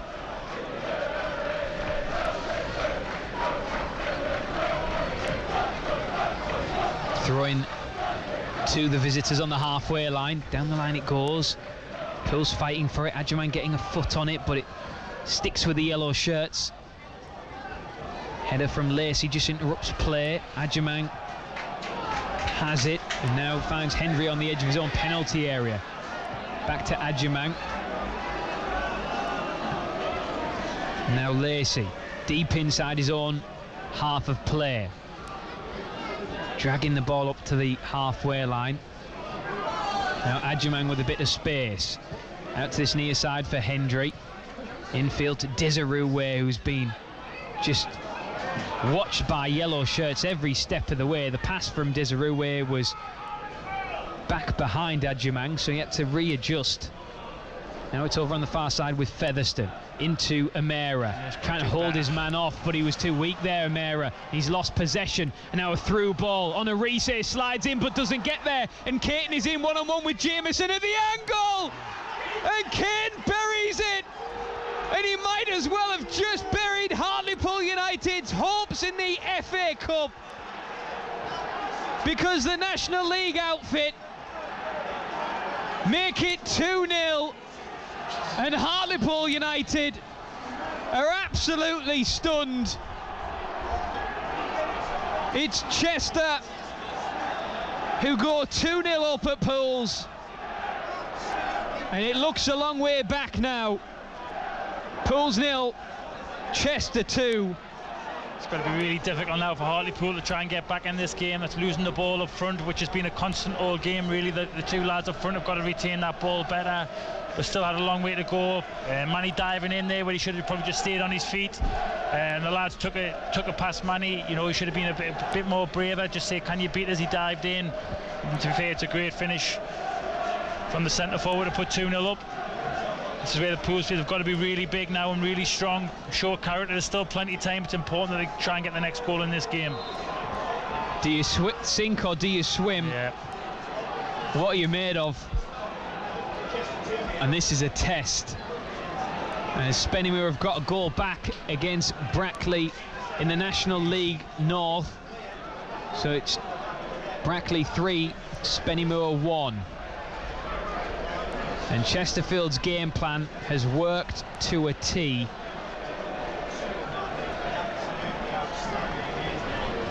There's Chelmsford 0, Whitby 2. There's a score from elsewhere. I think there's a bit of action on the bench, Rob. I think a couple of players might be coming on. Looks like Chris Reyes. Desiree holds it up for Ferguson, but then his pass is intercepted, and you can hear the shouts of frustration from the stands as Gray infield to Adjumang. Hendry's got acres of space on this near side. If he can deliver, curls one in. It is a good ball towards Amera, but it's headed behind for another Pools corner, their 5th of the afternoon.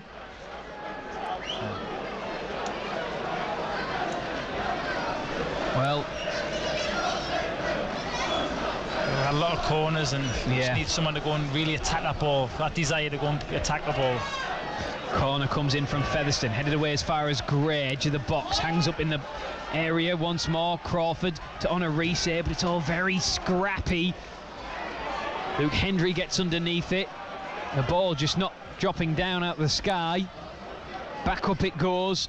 Ferguson gets underneath it this time, and Crawford is able to win it and slides in. Ferguson and Crawford combining well on the far side. It's Crawford to Adjumang, centre of the pitch. Finds Hendry once more. Adjumang continues his run. Hendry opens up the space, finds Amera inside the box, but he's in danger of being overrun, Amera, and he is. The yellow shirts swarm round him, win possession, and thump it deep into the Pools half of play. Well, I can see Chris Ray getting ready to come on. Jake Hasty warming up, as is Brodie Patterson, amongst others, but it certainly looks like Ray is going to get an introduction here, as Desiree does very well to pull that one down out of the sky, but his shot is wide, well wide, and never really bothered Will Stanway in the opposition goal. Now a chance for the change to be made. I wouldn't be surprised to see maybe Amera go off here, you know. I think it is going to be Josh O'Meara. Yeah, he struggled a bit today, Josh. I think getting the ball under control. You can tell he's it's if he's trying a little bit too hard for things to happen for him, and it's just not quite coming from him at the moment. And look, a chance for we to come on and try and make a difference. So Chris Ray comes on, yet to score his first goal for Pools. Did get a couple in pre-season, but on 61 minutes, Josh O'Meara, his race is run. And Pools have to try something different, because this, at present, is not working, and they are dropping out of the FA Cup before the first round proper. But Chester are celebrating already in the stands away to our left-hand side. They've played a blinder this afternoon. As Crawford sees it to Lacey at the base of the defence. Now on a Risset, steps forward, looks to clip one into an area for Desirue, but Chris Ray gives it straight away. His first touch is to give it to Declan Weeks. And now Caton out the right hand side, goes past Lacey with ease, and he's running at Nicky Featherstone, twists him inside out. Lacey gives him a little shove in the back, and Chester won a free kick, but it's not going to come. Terrell Adjumang strides forward, through ball to Chris Ray, but his first touch is too heavy, and it's through to the goalkeeper. How he wasn't offside, he looked offside to me, but the flag stayed down. Great ball from Terrell. He just showed his quality there. I mean, like you say, well, his passing, he's been a lot crisper than anyone else is on the pitch since he's come on. He's trying to make things happen. He's getting on the ball. And Stanway puts it straight out for a Pools throw. This is a real test of character now for Pools. 63 minutes on the clock. There is time to turn it around, but unless it starts soon, Pools could come unstuck here. Desirue receives it from Ferguson, far side. Now Joe Gray needs an option. Lacey to Honorise. Out to this near side for Hendry. Chester just so disciplined in their positioning on the field. And the boos and the moans are because Pools are just moving the ball ever so slowly.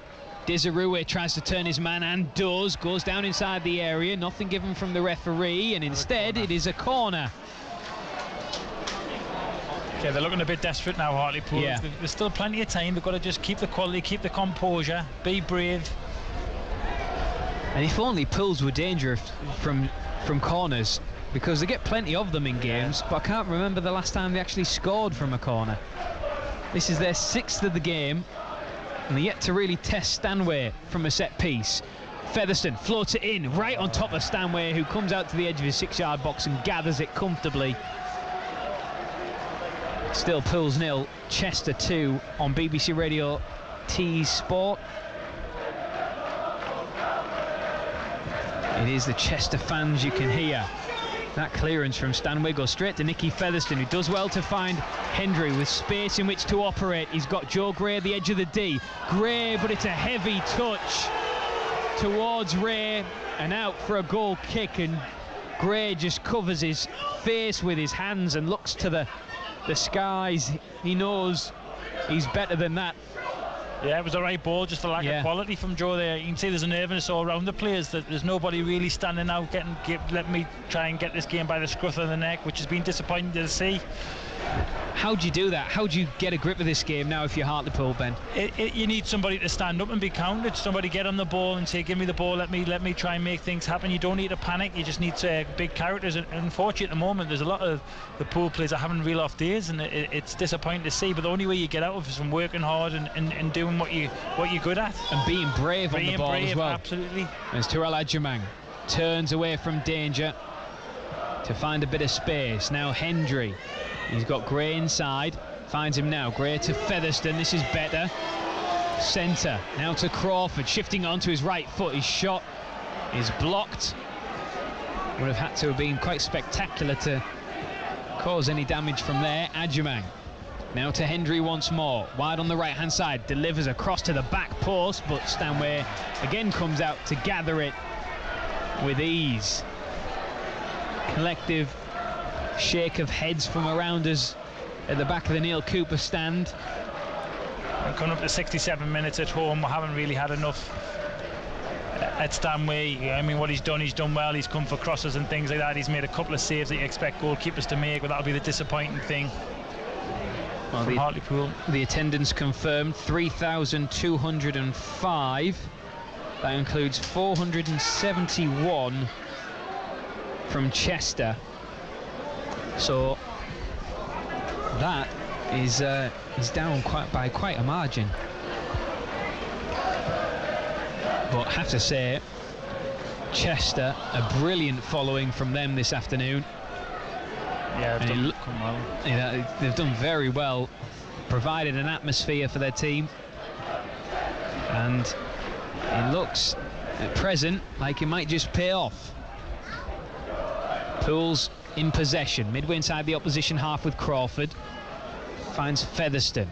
Oh, and the switch from Featherstone was intercepted by Caton, but Pete Jameson stretching now to try and keep it in from a back pass from Lacey, and that from one end of the pitch is now a corner to Chester. Ben, explain that. That sums up Hartlepool's afternoon. Lacklustre, no real quality, lacking in confidence, which is I can't fathom because of last week's performance. Everybody should have been buzzing to get on this pitch today, and that's been a real disappointment. But that just there sums up this half in particular. Looks like Chester getting ready to make a change here. Looks like Connor Evans is getting ready to come on. More on that shortly, because Pools have a corner to defend. This Chester corner is right in front of the 471 travelling supporters of the Seals. Crawford just getting a talking to there from the referee. He's tangling with Whitehouse, one of the goal scorers. And again, well, the referee is watching this closely as the corner comes in, headed down. Well, Adjumang just gets it away in time. And Joe Gray racing to try and latch onto it on the halfway line, ends up down on the turf. And look at Anthony Sweeney almost doubling over as he's screaming at the team to get up the pitch. The yellow shirts in possession.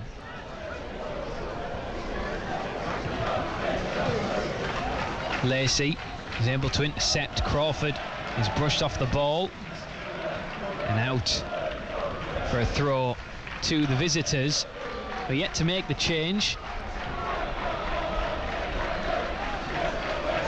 You see Sweeney's trying to get the team going, sometimes that's got to come from the players as well. Somebody on that pitch has got to try and drive it. You can only do so much from the sidelines. You can see Chester are really growing into the game as well. They feel more confident. Obviously they've got the 2-goal buffer now, so yeah, they're playing with their chest out, aren't they? And there's 20 minutes left to play for Pools to try and find 2 goals for a draw, and 20 minutes to find 3 for a victory. At this moment in time, it looks like a long shot. Hendry, his pass is intercepted infield, cleared only as far as Onarise on the halfway line. He squares it to Lacey. Can somebody make a name for themselves here? Pools and the FA Cup are known for drama, as Gray does well to find Hendry wide on the right hand side, running at the byline. His cross is blocked and it's a Pools corner once more. Their 7th of the game. They're racking them up without really being able to put Chester to the sword. It's going to be an in-swinger, this one, from Featherstone. There's Chris Ray right underneath the nose of the opposition keeper. Featherstone, it's poor, straight head away from the front post. Ferguson hangs it up into the afternoon sky. Onarise heads it into the box, and running through is Desirue, but Stanway is able to smother the ball inside his area.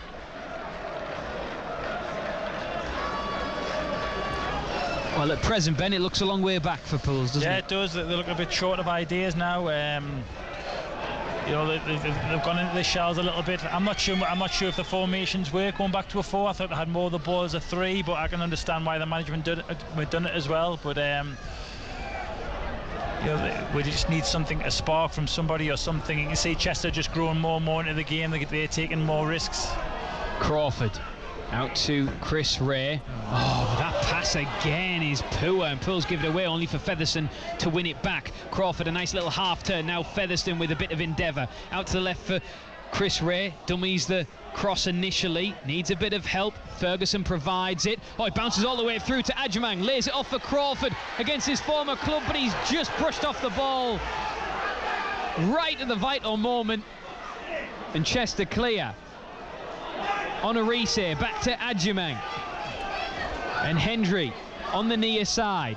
Through ball to Joe Gray towards the byline. Back to Hendry. Adjumang receives it.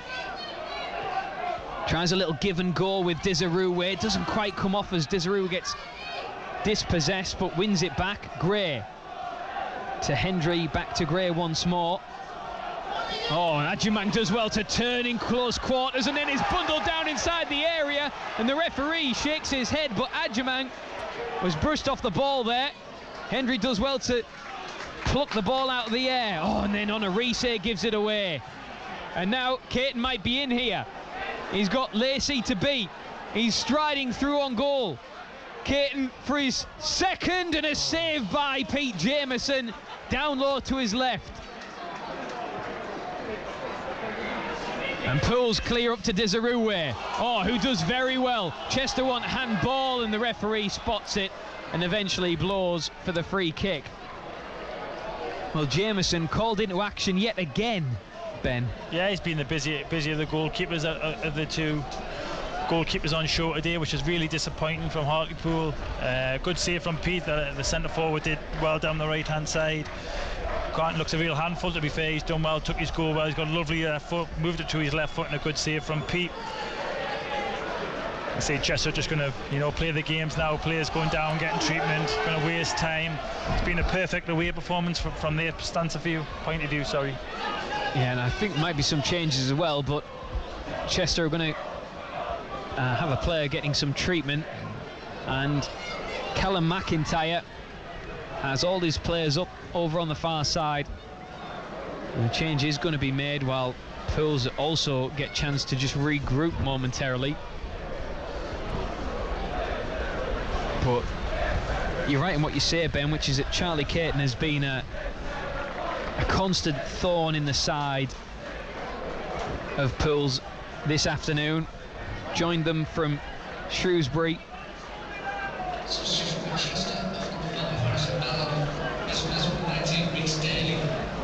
So change for Chester sees Harrison Burke go off. Rhys Daly come on. Didn't actually see the fourth official's board go up at all there. And now another Chester player goes down, and it's Matty Williams, who is going down with cramp, and he quickly pulls himself up to his feet when he realises he's going to get a yellow card. That was the quickest recovery from cramp I've ever seen. Miraculous. And it's a free kick to Chester, who at the minute can't decide who's going to take the free kick. Now they can.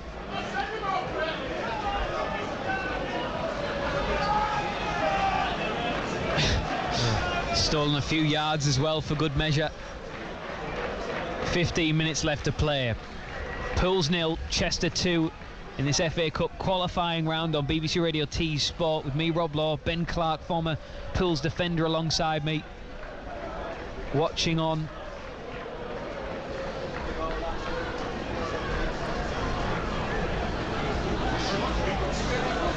Pools next up in action in the National League. A trip to Aldershot next weekend. Onarise has some defending to do, edge of his own area. Chester with a cross into the box, headed away by Lacey, and out for a throw-in to Callum McIntyre's side. There's a confirmation of the attendance. 3,205, 471 making the journey from Chester applause all around as Greg, the PA announcer, reads those numbers out. As it's Chelmsford 2, Whitby 2 elsewhere. There's just been no spot, have there, Rob? Nah, It's been so really flat, really flat the whole game, the first half. And when you start like that, it's so hard to try and up the tempo. And unfortunately, Hartlepool haven't done this today. Yeah, this second half in particular. I mean, they had a lot of a lot of possession in the first half, didn't they, Pools? But second half, it has been pedestrian, is one way to describe it. Crawford. And Chris Ray again just losing possession high up the pitch. Allows Chester to run forward as Taylor out to this left-hand side. Can't keep it in. Pools have a throw as Rhys Daly was tangling with Terrell Adjumang there. So Pools have to build again from the back, and if they're going to do anything in this game, they're going to make something of it. It needs to happen now. Chester just picking up all the second balls now. They just do on the front foot. Become really scrappy, the game. Lack of quality. Featherstone hasn't quite been able to have the same impact.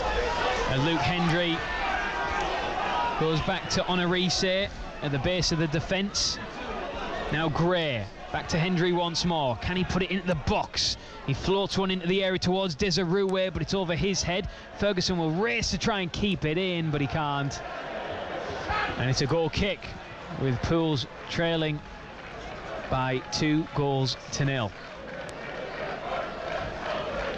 Ferguson actually leaping over the advertising boards to retrieve the ball there. As we tick round to the 79th minute. I know this has got nothing to do with the game, but like having the supporters behind the goal, it just doesn't do it for me. I think it's always been a thing. I used to love attacking the town end. That was always our thing. Obviously, the club have got the reasons for doing that. I don't know why they've done that, but it's a fair point. It is a fair point. We've often seen in games how fans in the town end can suck that ball into the back of the net. And shouts of forward as Luke Hendry once more goes sideways to Honorise. Now Featherstone finds Lacey. Now Hendry infield to Adjumang. Hendry continues his run. Joe Gray's peeled away to this right hand side, hugging the touchline, stabs it to Ray. Back to Hendry. Now Joe Gray. Now Hendry once more inside the box, lays it off for Crawford. Oh, shot is saved by Stanway. Away to his right hand side. It was a good strike by Crawford, but it was a good height for Stanway to get two big palms on it and put it behind for another corner to John Askey's men. Yeah, coming to the 80th minute, and that's probably the real good save that Stanway's making. Obviously, it took too long. Good play though. Good play from Corner comes in. Ray gets something on it, drops down inside the 6-yard area, but it's boomed away by Liam Edwards up to the halfway line, where Hendry's dropped back on. Hendry's lost it against Caton, who's running through wide on the right-hand side. I beg your pardon, it's George Glenson, the captain, who's holding it up by the corner flag. He's holding off two blue and white shirts while he's at it. And Pools have won it back with Featherstone. Now Crawford, down the line he goes to Desirue, who's tangling with his marker. And Desirue gets a little shove in the back, and now Desirue retaliates to Kieran Roberts. See, I don't mind that. Maybe we should have did after 20 minutes. Do you know what I mean? Yeah. Try and get everybody going. Try and get the crowd into the game. Not in the 81st. Yeah, it took too long. It's been all nice and too placid at times. Too safe. Featherstone in possession. Now Honorise. Almost every blue and white shirt forward for Pools. We've got 9 minutes in which to find 2 goals to force a replay. Ray left-hand side of the penalty area to Featherstone. Now Gray. Crawford. Oh, and Ray wasn't quite expecting it, but he tries to deliver a cross, cleared only as far as Crawford, edge of the box once more. Now Gray gives it straight back. In fact, he's given it away. And now a sliding challenge from Honorise. Almost wins it back, but Chester able to clear up to the halfway line. As Chester have a man struggling on the halfway line. I think it's Glendon who is doubled over. And the ball out of play. It's going to allow Glendon just to get a look at, perhaps. As you see how hard the Chester lads have worked, they've all come up with cramp, and they've come here with a game plan, and they've grew into the game. The first half, the Liverpools have a lot of the ball. In the second half, they've had just as much as Hartlepool have had on the ball, and I must be honest, they deserve the lead. To be absolutely fair. Well deserving of the lead. With 82 minutes on the clock. Pools 0, Chester 2. Can see the Chester bench just trying to rally the troops a little bit. See, well,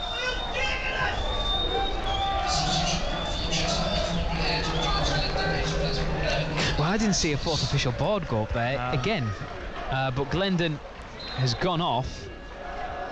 I think it's the number 11, Adam Thomas, who has come on to replace him.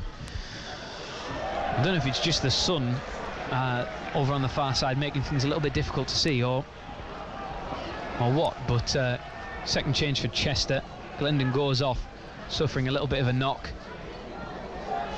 No real changes in the offing for Pools as of yet, but unless something changes, they are heading out of the FA Cup, a competition that has given them some real memories in recent seasons, some dream days out, but this afternoon is turning into a bit of a nightmare as Adjumang just gets his feet caught up underneath himself for a moment. Lacey. Well, just nobody wants the ball, Ben. They see the lack of confidence, the lack of players wanting to get in the ball, work hard off the ball to get in them positions. Well, last week was a total opposite. Everybody wanted the ball.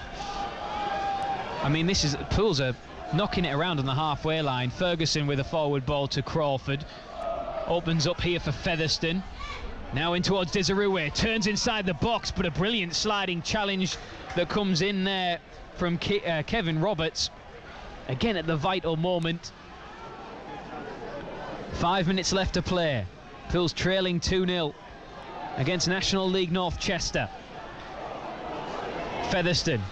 Pools are camped on the 18-yard line of the Chester box. Ferguson, high cross into the penalty area. Desirue gets there. Header that's spilled by Stanway and eventually gathered by the opposition keeper, who collapses on top of the ball.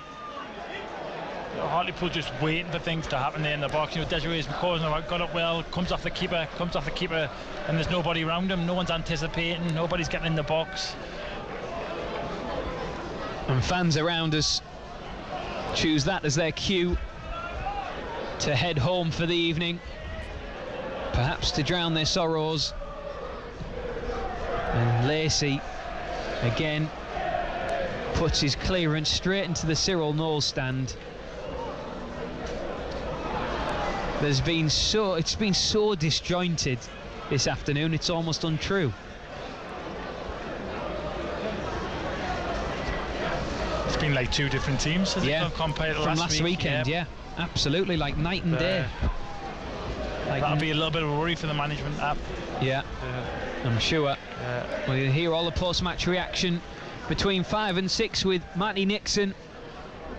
Poolies, if you've been listening to us, maybe you're in the ground and you've had us on. Your thoughts, your views on your team between 5 and 6, you can text 81333, start the message with the word tease. On social media, at BBC Tees Sport is where we live on X, formerly known as Twitter, of course. or you can pick up the phone, give Matty a call. 08000 85 95 95 is the free phone number. Won't cost you a penny to get involved if you want to pick up the phone and give Matty a call tonight.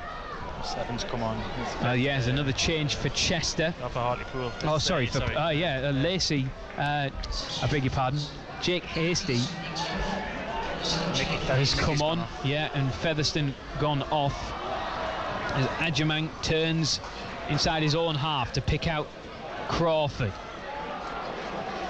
Now Ferguson stops the ball dead, twisting, turning, trying to find some space. Ray to Crawford once more. Looks to try and switch it out to Hendry, who's got loads of space if he can collect this ball, and he does. Goes to Hasty, first touch for him since coming off the bench. Thinks about delivering it, left-footed, instead gives it to Hendry. Back to Hasty once more. Looks to drive towards the byline, does Hasty. Stands his man up, needs a bit of help. Joe Gray provides it, and it's a corner for Pools. With 88 minutes on the clock, I make that Pools' 9th corner of the game, Ben. I haven't looked like scoring from any. No. So you're going to score, hopefully. Yes. It's been, you can see that desire. It's an art to attack the boards. It's a bravery. And someone just go and throw themselves at the ball, cause some problems. Can we score from here? 9th corner of the game, 88th minute, into the front post. And a clash of heads there between Desirue and the Chester defender who stayed down.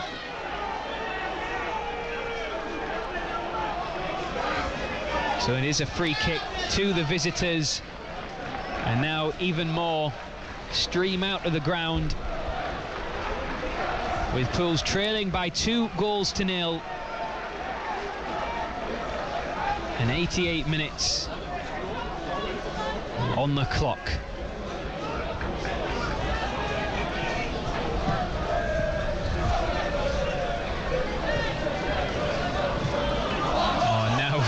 Charlie Caton goes down with cramp. I mean, he hit the deck quite urgently there, did Caton. I know they're a bit of the hybrid club, but surely they all can't be getting cramp. It was a Gatewell. Bit of game management, playing the game, and they've done that all game.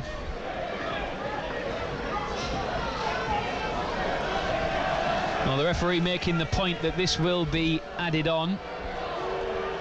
And the Chester fans behind the goal of Pete Jameson, they are mocking some of the Poolies who are making their way out of the ground early. Crawford in possession on the halfway line. Finds Ray. Spreads it to Hendry on the right.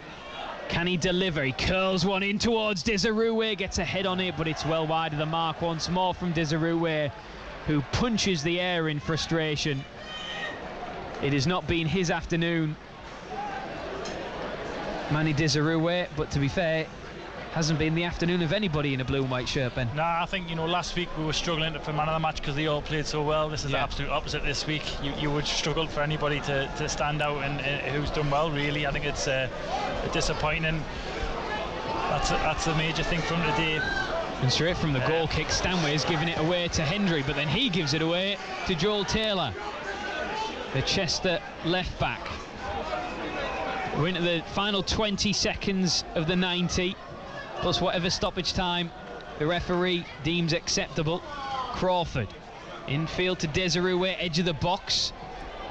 Picks out Hendry, right-hand side of the penalty area now. He floats one up, but it's dropped by Stanway inside his 6-yard area and then gathered at the second attempt.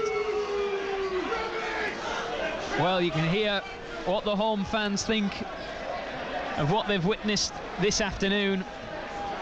14th in the National League North, and Chester are beating 6th place in the National League, Hartlepool United.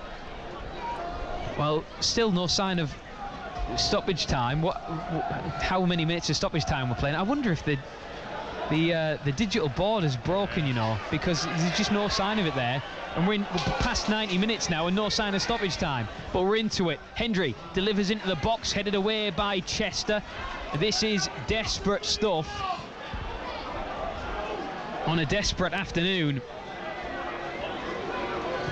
Lacey.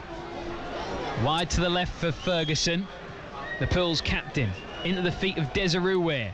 Backs his man up, lays it off for Ferguson, whose cross is blocked and might rebound behind for another corner, just to round it up and make it 10 for the afternoon. Pools' 10th corner of the game, yet to test the opposition keeper from any of them, but this one goes to the back post for Desiree, headed down into the box and clear by Chester. Still no idea how much stoppage time we're playing, by the way, because 5 minutes of stoppage time. Well, again, no digital board in sight, but we move. Chris Ray up by the byline, lays it back to Ferguson, floats one into the box towards Gray. He's sandwiched between two yellow shirts. Adjumang manages to get something on it out towards Ray on the far side in front of the Cyril Knowles stand. Crawford back in towards Ray, who's just brushed off the ball far too easily there.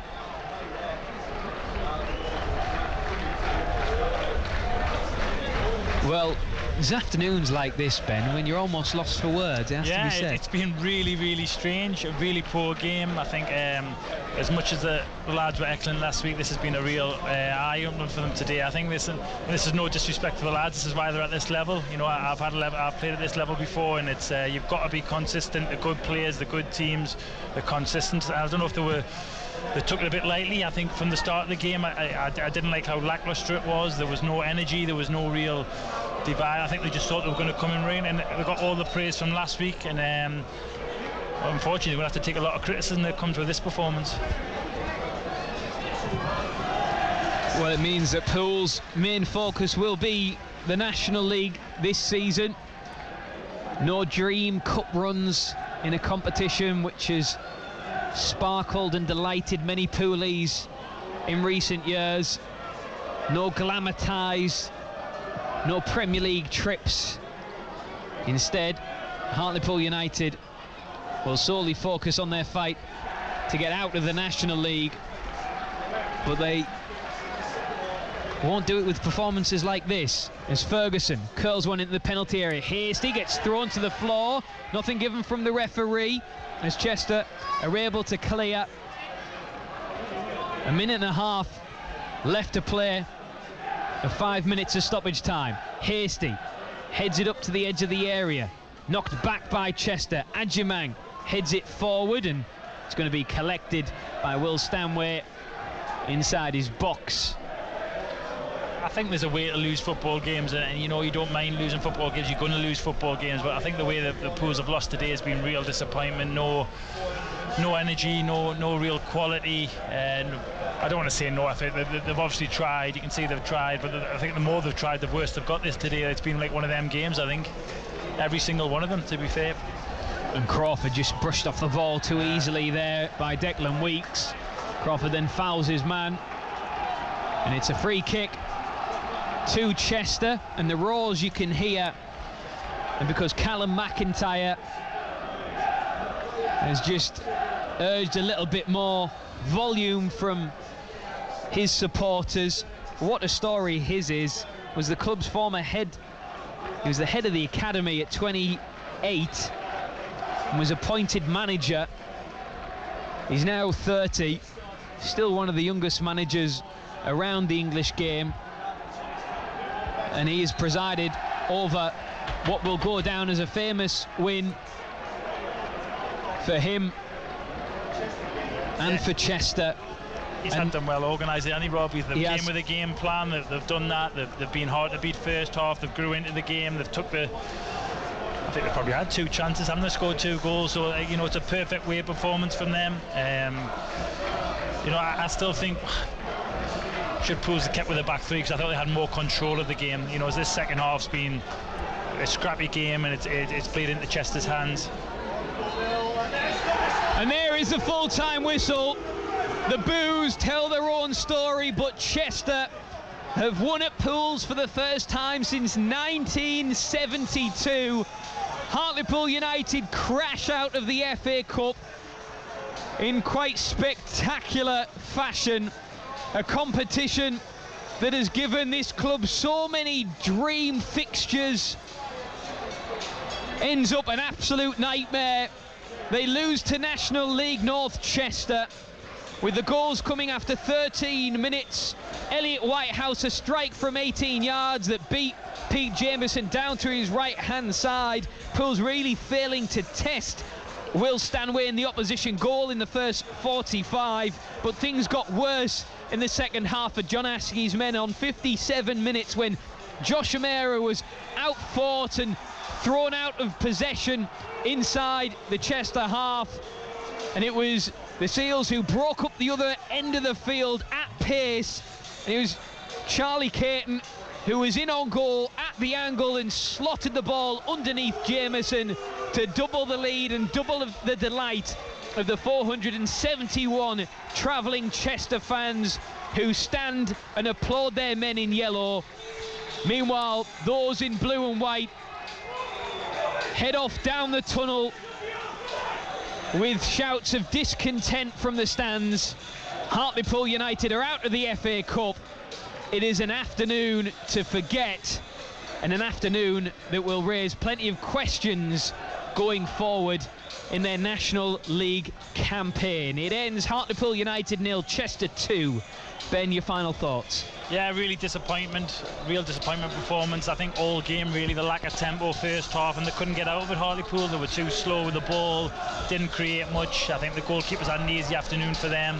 Chester fully deserved the win, and there'll be some harsh words in there at half time. I think hopefully I hope the players are having to go at each other, because that's not acceptable, you know, from what we saw last week, which was a fantastic performance. To come to this, it's like chalk and cheese, and it'll be very disappointing display from the team today. I'll say that one more time, Matty. Chester, their first win here since 1972, and they are quite rightly celebrating that fact as well. They are through to the first round proper. Hartlepool United, for them the inquest begins, and it begins in the dressing room. But Pools, an afternoon that will give them nightmares, it has to be said. It just sounds just a complete opposite to what we heard and saw last weekend. Yeah, totally. It was like chalk and cheese. I couldn't believe the two teams I was seeing. I was pleased that the management kept the same team, because I was looking forward to the game, but we just couldn't get going. There was lack of energy, lack of desire, and I think the worst thing you can say is that the Pools just didn't turn up today, and that's the worst thing you can get as a footballer. I think they wanted us more than Hartlepool today. The Chester players wanted us out here, they're celebrating, they're over the moon, and as a player, a professional, to say a team wanted it more than you is really disappointment. And I mean, what can you put that down to? Because is it complacency? Maybe it's hard, isn't it, to put your finger on?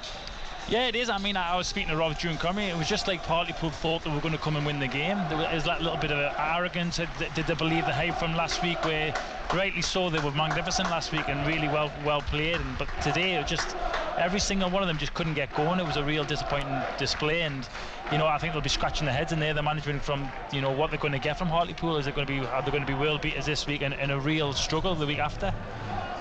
Yeah, it's a tough one to take, isn't it? Well, Ben, Rob, thank you very much. That is our commentary team of Rob Lawn, the former Pools defender, Ben Clark there speaking to us. It's just, it's one of those that was a day to forget.